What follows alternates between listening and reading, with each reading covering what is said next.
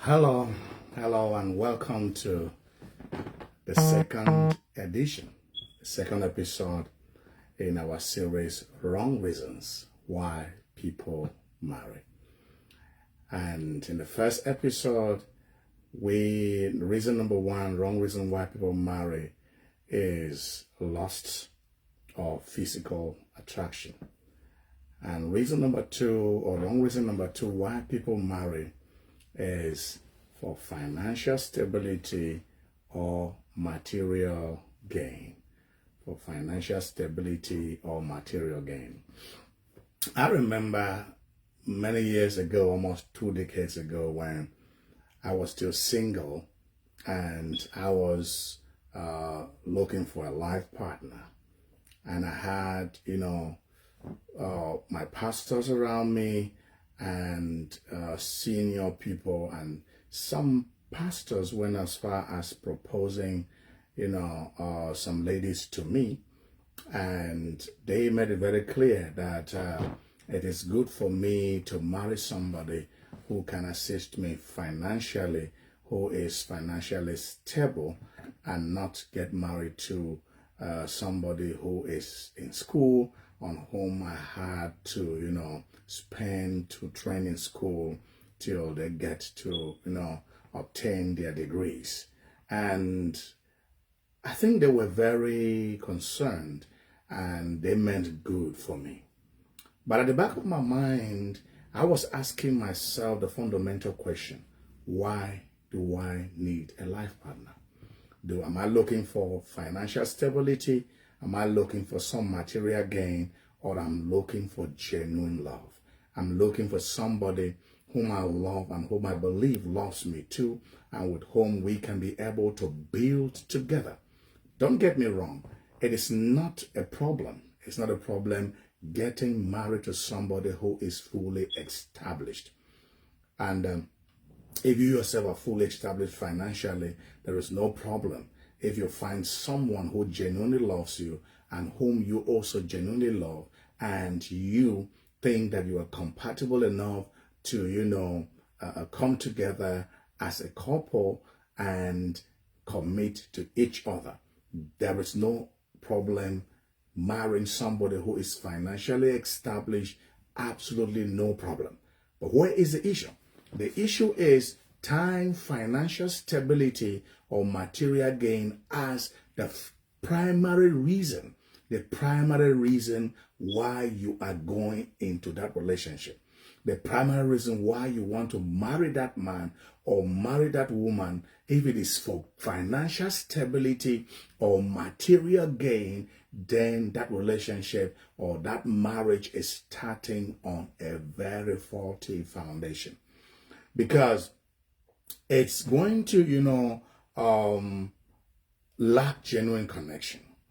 If you're marrying somebody just because you want to have money through them, or you want to have financial stability through them, that relationship is going to lack genuine connection.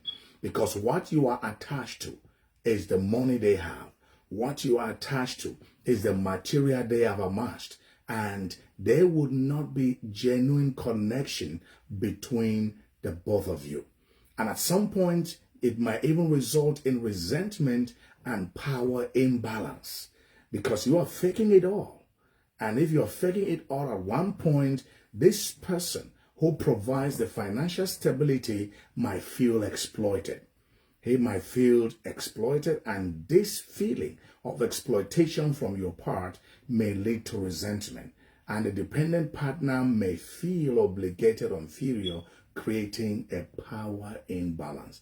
It is also going to result in an authentic relationship, because the relationship is starting on the foundation of lies.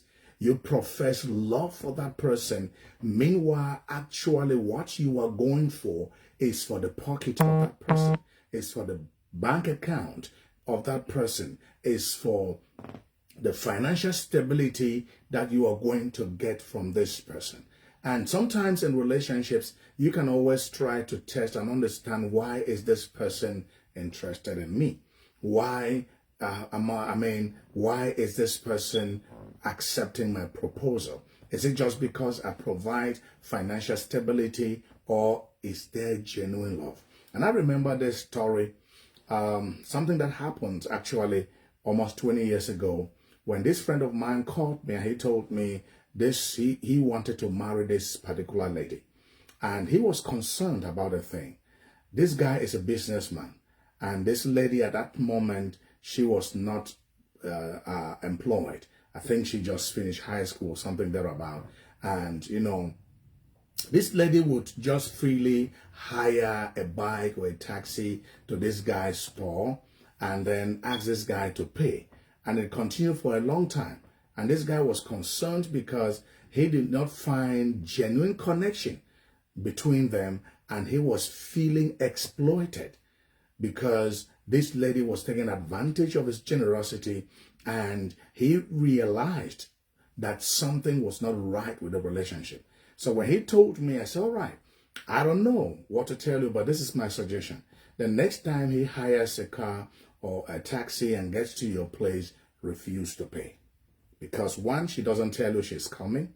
Two, there's no particular agenda of that visit in your business place. And three, she's not even paying her own transport. She takes advantage of the fact that you always pay, and then she is exploiting you. And I told him the next time she comes with a taxi or with a bike and asks you to pay, don't pay. And let's see how she's going to take it. And that was the end of the relationship. That was the end of the relationship. This lady actually took a bike one day, hired a bike, got there and asked this young man or this friend of mine to pay. He refused to pay the bike as I advised him, and that was the end of the relationship. This lady left that place cursing and shouting and screaming, and that was it. That relationship came to an end that day. It's important to be able to check if someone is interested in you because of advantages, financial advantages, material advantages, or they genuinely love you. If those things are taken away, will they still profess their love for you? If those things are absent, will they still profess their love for you? Because any love that is based on financial or material benefits, this kind of relationship is going to face a lot of challenges. It's going to face financial challenges in the long term because the financial situation can change. What if the financial situation change? What this person is looking up to, counting on, is no longer there? What if you lose your job? What if your business fails? What if you face a major financial crisis? Is this person still going to stand by your side? Is this person still going to support you? Is this person going to bear with you through those moments? Or this person is simply going to disappear due to economic crackdown? This kind of relationship will face a lot of instability in the long term. And there's also going to be an aspect of dependence and control. Now, the person who is marrying because of financial or material benefit is going to be dependent on you who provide the money. And this is not a very comfortable situation. You should be able to get into a relationship with someone who is able to put something on the table. They may not put much, but let them be able to put something. And again, on the other side, the person who provides the financial stability might take advantage of the situation and control and be controlling over the person who receives the financial benefits from him or her. And this is not a healthy relationship where you have situations where this person who provides the money will be using his money as a means to control, as a means of manipulation, as a means to subjugate, because there is already power imbalance in that relationship. You may not even have a voice. You who are going because you want some financial benefits, or you want, some financial or material gains, you might not have a voice in that relationship. And you don't want to find yourself in a relationship where everything is dictated to you. You don't have any contribution. You don't make any suggestions. You don't have no opinions. And whatever the person who, provides the money says, that's what stands. There's this proverb that says, he who pays the piper dictates the tune. And that's what will happen in such a relationship, because he does everything. He pays the bills. He pays the mortgage. He pays the school fees of the children. He takes care of your personal needs. He takes care of your family. He takes care of your siblings. He does everything for you, or she does everything for you. There is great power in balance, which may lead to control. He might become overbearing, over controlling, and that will not be a happy relationship. And this kind of relationship where you go into for financial benefits may impact your personal growth negatively, because since you don't have any voice, since you don't have any authority, because you are making no contribution financially in that relationship, this may lead to your personal growth being stunted. And you're marrying someone for financial reasons can hinder personal growth and the pursuit of one's own goals and passions. They will dictate to you all you do. Whatever they want you to do, that's what you do. Because after all, you cannot pay for your own, process. You cannot afford to even pay or put in investment to be able to achieve your own goal, because you went in that relationship because of financial or material gains. There will be unhealthy family environment where the children and other family members may even sense the lack of genuine love, which can create an unhealthy and emotionally strained family environment where, the children will not be happy, because they would, once they see the power imbalance, they see the control, and they see that you are subjugated, they see that you don't have any voice. That is going to create a very unhealthy family environment for your children and family members. And that is not something you are looking forward to. And of course, it's going to bring a lot of issues, emotional issues in that relationship, because you will not be happy. Being in a relationship where you have no voice, no opinion, you can't say anything, you just accept everything, you will have emotional issues. And it may lead even to a degradation of your mental health, where you will have some mental health challenges due to the situations, the subjugation, and sometimes you may even experience violence in that relationship, because they may feel that you are just somebody pestering their life because you are bringing nothing to the table. You are bringing nothing to the table. And this is one thing that I always tell people. Don't go into marriage expecting to get from it.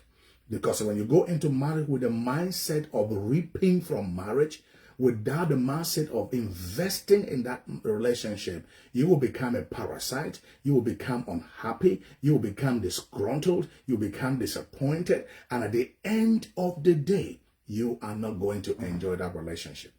A good mindset of getting into a relationship is one of investment. It's one of investment, investing financially, investing emotionally, investing mentally, investing in every aspect to make sure that that relationship works. And marriage is like a bank account. Relationship is like a bank account.